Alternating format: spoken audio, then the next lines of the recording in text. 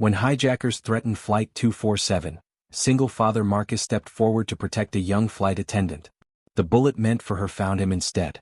24 hours later, Sarah knocked on his door with tears streaming down her face, carrying something that would change their lives forever. Sometimes heroes get the ending they deserve. Before watching full story, comment below from where you watching. Also like and subscribe for more stories. The morning sun barely touched the windows of Flight 247 when chaos erupted at 30,000 feet. What started as a normal Tuesday morning flight from Chicago to Denver became a nightmare that would change two lives forever. Marcus Thompson sat in seat 14A, his weathered hands holding a small photo of his 8-year-old daughter Emma.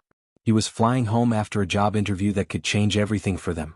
As a single father working 2 jobs just to pay rent, this opportunity meant hope. It meant Emma might finally get the bicycle she wanted for her birthday.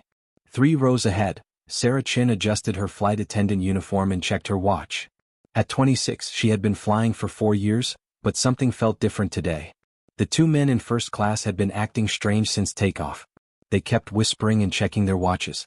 "Ladies and gentlemen, we're experiencing some turbulence," Sarah announced over the intercom, though the sky was perfectly clear. She had noticed the men's nervous behavior and wanted to keep passengers calm while she figured out what was happening. Marcus looked up from Emma's photo. Something in the flight attendant's voice didn't sound right. He had learned to read people's voices after years of protecting his daughter from a world that often seemed too harsh. Then it happened. The 2 men suddenly stood up. One pulled out what looked like a weapon. The other started shouting orders. Passengers screamed. Children cried. The peaceful morning flight became a scene of terror. "Nobody move. This plane is under our control now," the taller man shouted. His partner moved toward the cockpit while passengers ducked in their seats. Sarah's training kicked in immediately. She had to protect the passengers, especially the families with children she had noticed during boarding. But as she stepped forward to reason with the hijackers, the armed man turned toward her with anger in his eyes.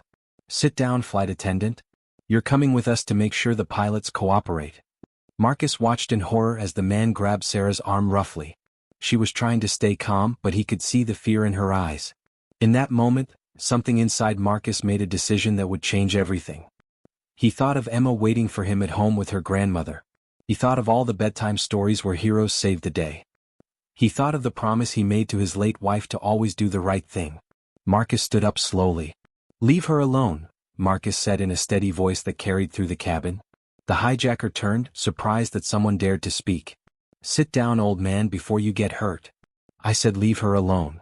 Marcus took a step forward. He wasn't a big man, but years of working construction had made him strong. More importantly, years of being a single father had made him brave. Sarah looked at Marcus with wide eyes. She shook her head slightly, trying to tell him to sit down to stay safe. But Marcus had already made his choice. "You want a hostage? Take me instead. I'm bigger, stronger. I'm worth more to you than she is." The hijacker laughed coldly. "You think you're some kind of hero? This isn't a movie." "Maybe not," Marcus replied, taking another step forward. "But that young woman doesn't deserve to be scared. She's just doing her job.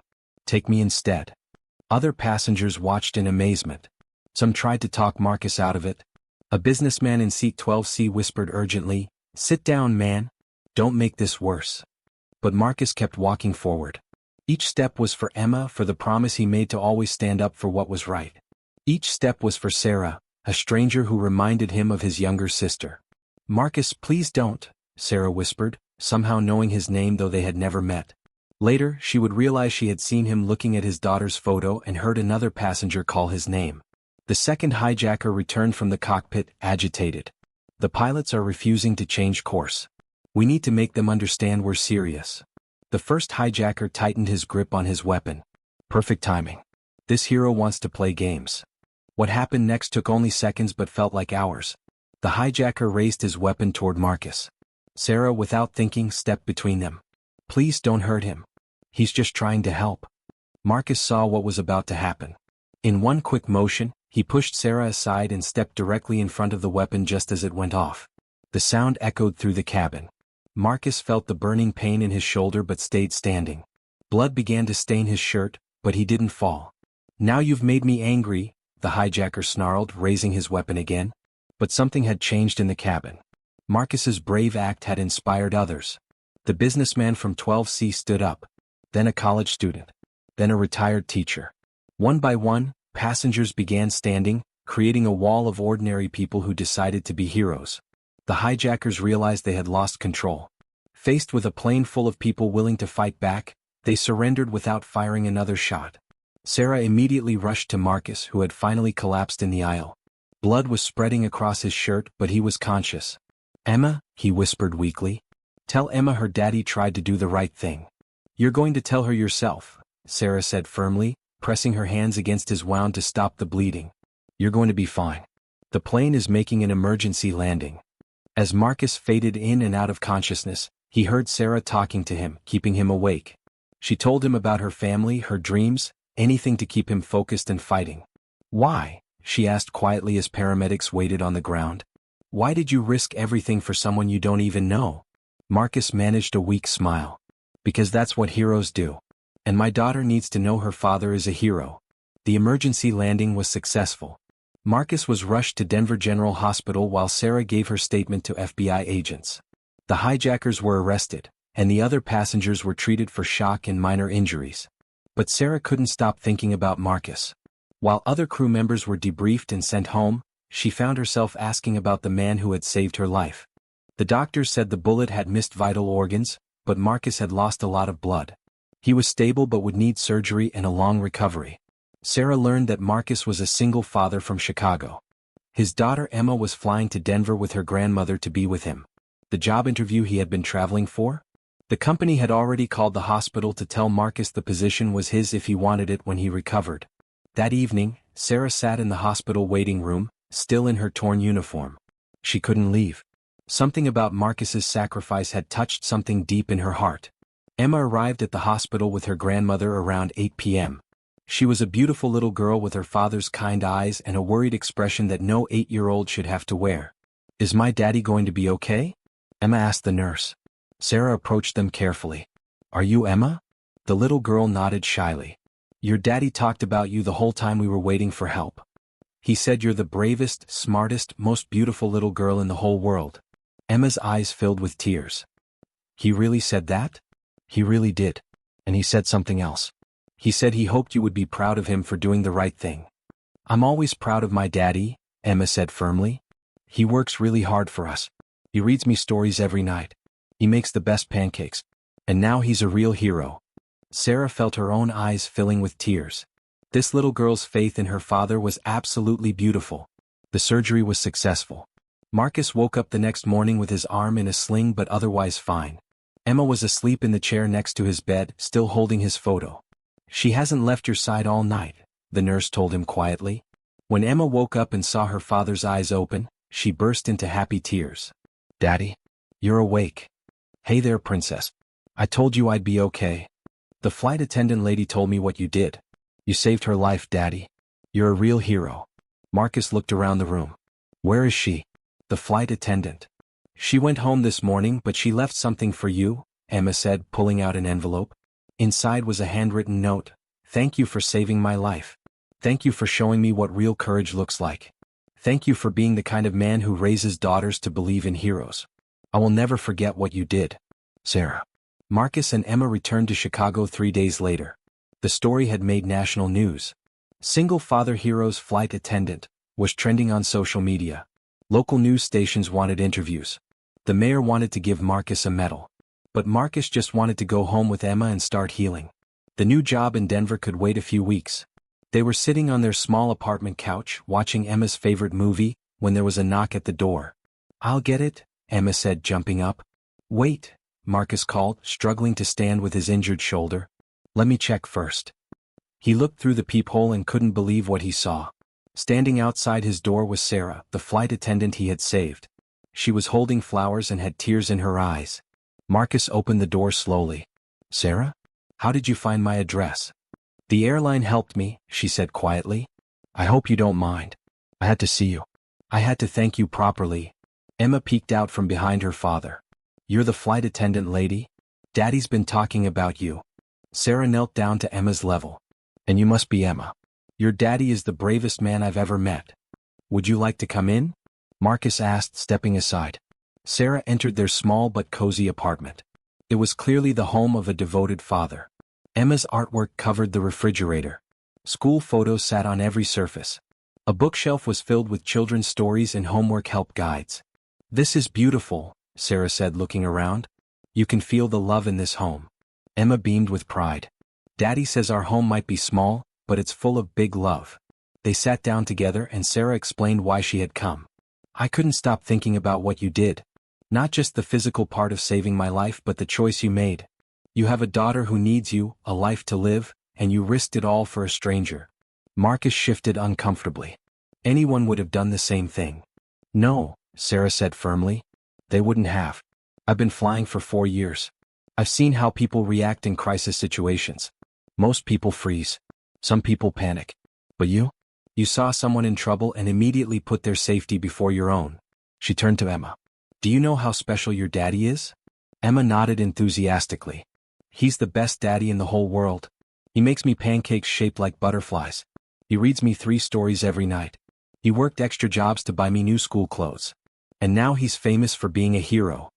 Sarah felt her heart melt. The love between this father and daughter was so pure, so strong. "I brought you something," Sarah said, pulling out an envelope. "It's not much, but I wanted to help." Marcus opened it and gasped. Inside was a check for $10,000.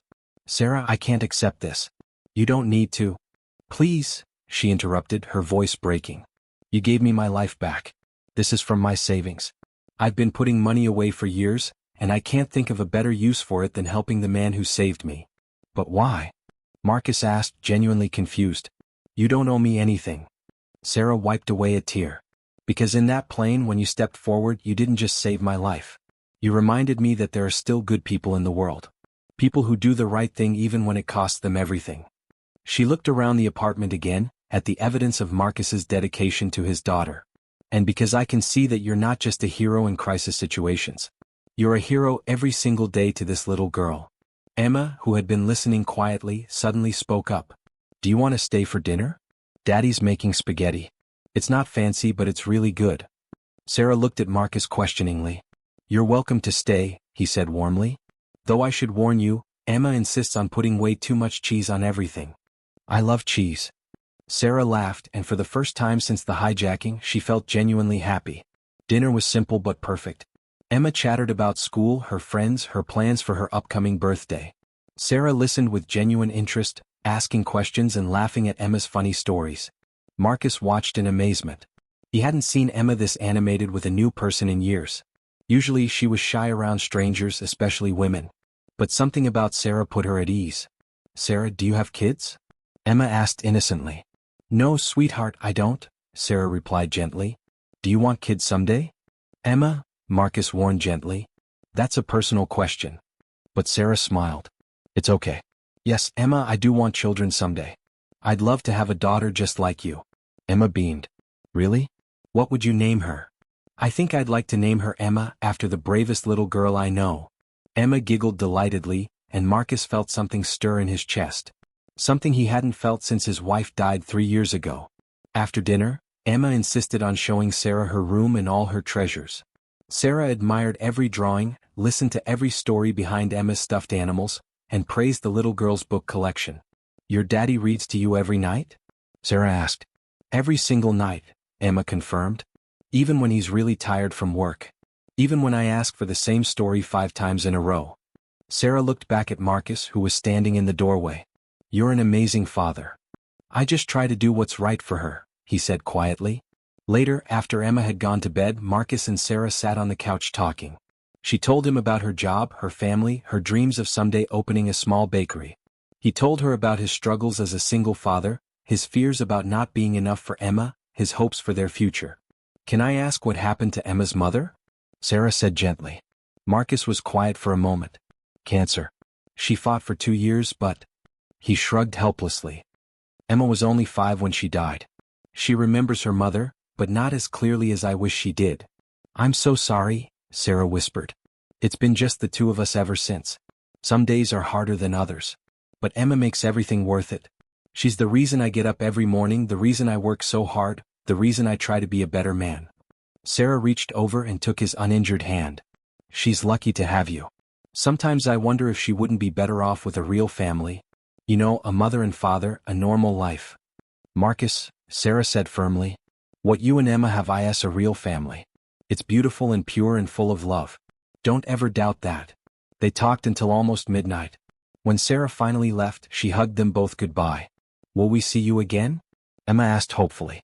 Sarah looked at Marcus, who nodded slightly. I'd like that very much, she said. Sarah began visiting regularly. At first, it was just to check on Marcus's recovery. Then it became weekend dinners. Then it became a part of their routine. Emma adored Sarah.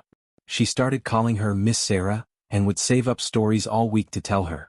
Sarah never failed to listen with complete attention, making Emma feel like the most interesting person in the world. Marcus found himself looking forward to Sarah's visits more than he cared to admit. She brought light into their small apartment. She made Emma laugh. She made Marcus remember what it felt like to have adult conversation, to share the load of parenting, to feel like part of a team. One Saturday, Sarah arrived with art supplies. I thought Emma might like to paint, she explained. They spread newspapers on the kitchen table and spent the afternoon creating masterpieces. Emma painted a family of 3 stick figures holding hands. When Marcus asked who they were, Emma said simply, "That's you, me, and Miss Sarah." Sarah's eyes filled with tears and Marcus felt his heart skip a beat. That evening, after Emma had gone to bed, Sarah helped Marcus with the dishes. She's amazing, Sarah said quietly. You've raised an incredible little girl.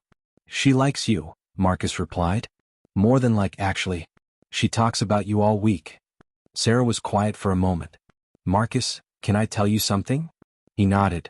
When I was on that plane, when those men were threatening us, all I could think about was how I might never get married, never have children, never experience the kind of love you and Emma share.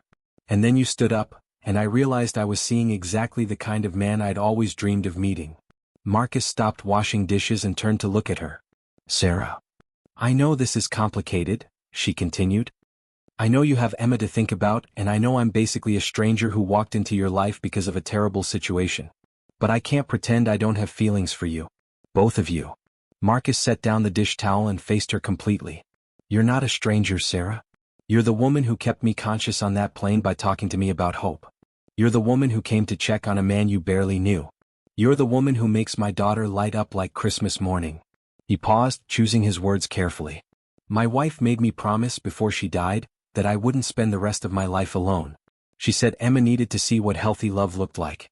I thought I was doing fine on my own, but then you walked into our lives and I realized what we were missing. Sarah stepped closer. What were you missing? Joy, Marcus said simply. Pure, uncomplicated joy. The kind Emma gets when you walk through that door. The kind I get when I watch you two together. 3 months later, Marcus had fully recovered from his injury and started his new job in Denver. But instead of moving away, he had found a position with the same company's Chicago office. He couldn't bear to take Emma away from Sarah, and Sarah couldn't bear to let them go. Their relationship developed slowly and naturally. Sarah never tried to replace Emma's mother or force her way into their lives. Instead, she simply became part of their family in a way that felt organic and right. Emma's 9th birthday was approaching, and she had made an unusual request. Instead of a big party, she wanted a small celebration with just Marcus and Sarah. Are you sure, Princess? Marcus asked. We could invite your friends from school. I'm sure, Daddy. I want it to be just our family. Sarah's heart nearly burst when Emma said, our family. On Emma's birthday, they went to the zoo, had ice cream for lunch, and came home to open presents. Emma squealed with delight at the bicycle Marcus had finally been able to afford. But her biggest smile came when Sarah gave her a small wrapped box. Inside was a necklace with a small heart pendant. It's beautiful. Emma gasped. Look inside the heart, Sarah suggested. Emma opened the tiny locket and found a picture of the 3 of them together, laughing at the kitchen table covered in art supplies. It's so we'll always be together even when we're apart, Sarah explained. Emma threw her arms around Sarah. I love you, Miss Sarah. I love you so much. I love you too, sweetheart. More than you'll ever know. Marcus watched this exchange with tears in his eyes. His daughter had found someone who loved her unconditionally. He had found someone who made him want to be an even better man and father. That evening, after Emma had gone to bed, Marcus and Sarah sat on the porch of their new house. Yes, their house. Sarah had moved in 2 weeks ago, and it felt like she had always belonged there. Thank you, Marcus said quietly. For what? For saving us right back. Sarah looked confused. What do you mean? Marcus took her hand. I saved your life on that plane, but you saved ours right back. You saved Emma from growing up thinking she wasn't enough for me to be happy. You saved me from believing I had to carry everything alone. You saved us both from a life that was just okay instead of extraordinary. Sarah leaned against his shoulder. I can't imagine my life without you two anymore. Good, Marcus said, pulling a small box from his pocket. Because I was hoping you'd never want to. Sarah gasped as Marcus got down on one knee. Sarah Chin, you walked into our lives as a stranger and became our everything. You love my daughter like your own. You make me believe in forever again. Will you marry us? Yes, Sarah whispered through her tears. Yes, I'll marry you both. From Emma's bedroom window came a small cheer. She had been watching and listening, hoping for this exact moment. Marcus and Sarah looked up and saw Emma's face pressed against the glass, grinning from ear to ear. Get down here. Marcus called up to her. This is a family moment. Emma raced downstairs in her pajamas and launched herself into their arms. Are you going to be my real mom now? She asked Sarah. I'm going to be your stepmom, Sarah said carefully. But I'll love you just as much as any real mom ever could. Even more than that, Emma said confidently. Because you chose to love me and that makes it extra special. 1 year later, Marcus, Sarah, and Emma were on a plane together, flying to their honeymoon destination. Emma had insisted on coming along, saying she couldn't miss such an important family trip. Sarah was working this flight as part of her return to flying. She had taken time off to plan the wedding and adjust to married life, but she loved her job and wasn't ready to give it up entirely. As the plane reached cruising altitude, Sarah made an announcement over the intercom. Ladies and gentlemen, this is your lead flight attendant, Sarah Thompson. Yes, Thompson, I just got married. I wanted to share a special story with you today about the power of courage and love. She told the passengers about the hijacking, about Marcus's heroic act, about how one moment of bravery had led to a lifetime of love. The man who saved my life is sitting in seat 14A with our daughter. They taught me that heroes aren't people in movies or books. Heroes are people who do the right thing when it's hard. Heroes are single fathers who work 2 jobs for their children. Heroes are little girls who welcome strangers into their families. Heroes are ordinary people who make extraordinary choices. The entire plane burst into applause. Passengers turned to look at Marcus and Emma, who were beaming with pride. Later, as they served dinner, an elderly woman stopped Sarah in the aisle. That was the most beautiful story I've ever heard, she said. You're very lucky. Sarah looked back at Marcus and Emma, who were playing a card game and laughing together. Yes, she said with a smile that lit up her entire face. We all are. Marcus had taken a bullet to protect a stranger. That stranger had knocked on his door the next day with tears in her eyes. But those tears had been just the beginning of something beautiful. Sometimes the worst moments in life lead to the best ones. Sometimes strangers become family. Sometimes heroes get the happy endings they deserve. And sometimes, if you're very lucky, saving someone else's life means they save yours right back. The Thompson family learned that love doesn't always come in the way you expect it. Sometimes it comes from 30,000 feet, in the form of courage, sacrifice, and the willingness to believe that strangers can become everything.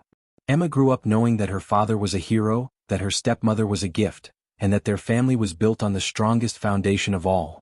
Love that chose to exist, even when it would have been easier to walk away. Marcus learned that second chances are real, that love can strike twice, and that the best thing about being a hero isn't the recognition. It's the life you get to live afterward. And Sarah learned that sometimes the people you save end up saving you, that home isn't a place but the people who love you, and that the best flights are the ones that land you exactly where you belong. Their story became legend among airline employees, passed down as proof that even in the darkest moments, light can break through. It became Emma's favorite bedtime story, better than any fairy tale because it was real and it was theirs. Years later, when Emma had children of her own, she would tell them about the day her daddy became a hero and gave them the most wonderful mother in the world. She would tell them that love stories don't always start with love at first sight. Sometimes they start with courage at first sight and the love grows from there. And she would tell them that the best families aren't always the ones you're born into, but the ones that choose you, fight for you, and love you exactly as you are. The Thompson family lived happily ever after, not because their life was perfect, but because they had learned that perfect isn't the point. Love is the point. Courage is the point. Choosing each other every single day is the point. And that, Emma would always say, is the most beautiful story of all.